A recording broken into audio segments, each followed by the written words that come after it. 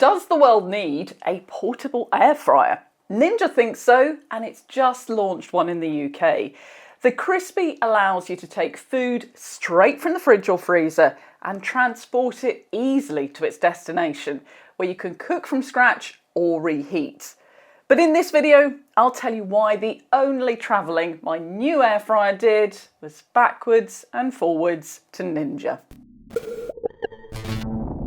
So if you're new to this channel, welcome along. I buy almost all the appliances that you'll see me reviewing, and part of the reason that I do that is so that I get the same experience as anyone else would buying them, and there's no opportunity for a manufacturer to specially select and check over an appliance before they send it to me. Now, most of the time I buy appliances that work perfectly, but as you'll discover, sometimes there are problems. So when the Crispi arrives, you'll receive 8 different items in the box. First is the power pod, which comes in 3 different colours. Then there's 2 glass bowls. One is 3.8 litre capacity and the other is 1.4 litres. There's 2 crisper plates, 2 plastic lids that fit the glass bowls, and an adapter that you use when placing the power pod on the larger bowl. The power pod houses a 1700 watt air fryer. It's only got 4 settings, and although you can alter the time, you can't alter the temperatures. In fact, the instructions don't even tell you what the temperatures are, just that keep warm is 70 Celsius and air fry is 200 Celsius. So I used an oven thermometer to check the other 2 and found Crisp ran at 150 Celsius on my Crispi and roast ran at 160. There's probably also some variation in fan speed between the settings. I always start testing an air fryer by running it empty for 10 minutes to burn off any new appliance smell. That's usually a pretty boring part of the review process, but not with the Crispi, because 3 minutes after I turned it on, I got this error code. Now, I didn't know at the time what E1 meant. It doesn't mention it anywhere in the instructions. So I tried that tried and tested method of turning it off and turning it on again and restarting. And it ran for another 3 minutes, and then this happened. So I unplugged it from the wall and let it cool down. And then I took the power pod off the glass container, and inside I found lots of bits of black silicone and realised that these were actually parts of the silicone bumpers of the crisper tray, which had disintegrated in the heat and fallen off. I also noticed a section of plastic on the Crispi container adapter had partially melted. So I googled the error code and, perhaps unsurprisingly, found out that that code means overheating.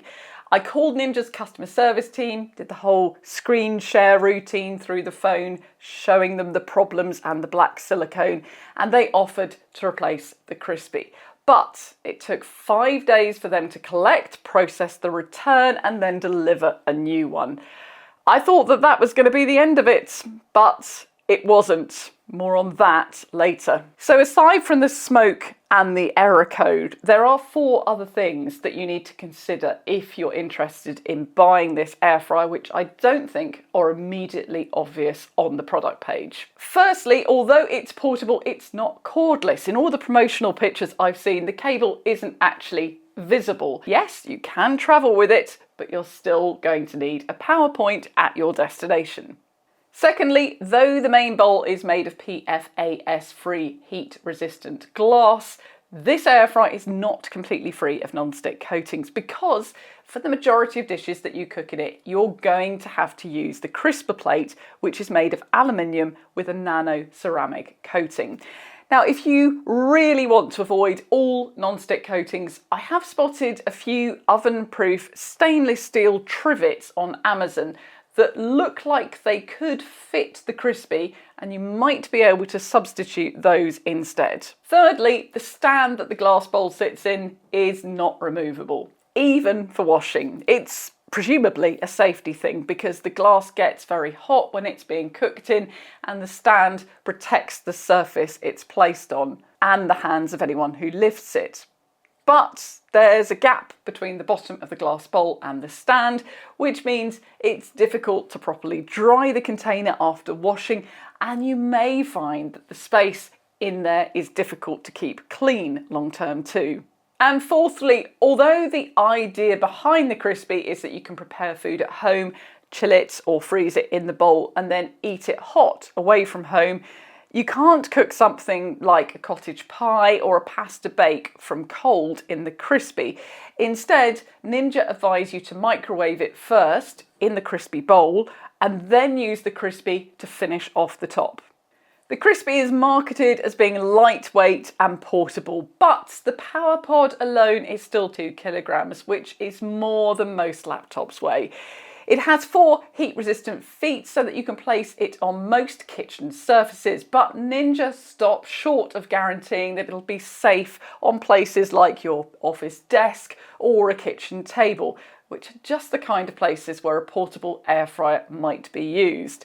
Fortunately, there's already heat-proof mats made to fit the Crispi on Amazon, and I'll link to those below. As you would expect, the Crispi is pretty economical to run. 10 minutes on air fry with the 3.8 litre bowl used 0.128 kilowatt hours, slightly less than one 4.25 litre drawer of my Crisori, which is to be expected. Despite the lack of temperature control, you can cook a lot of things successfully in the Crispi, from pastries to fish fingers, salmon, vegetables, fries and chicken breasts.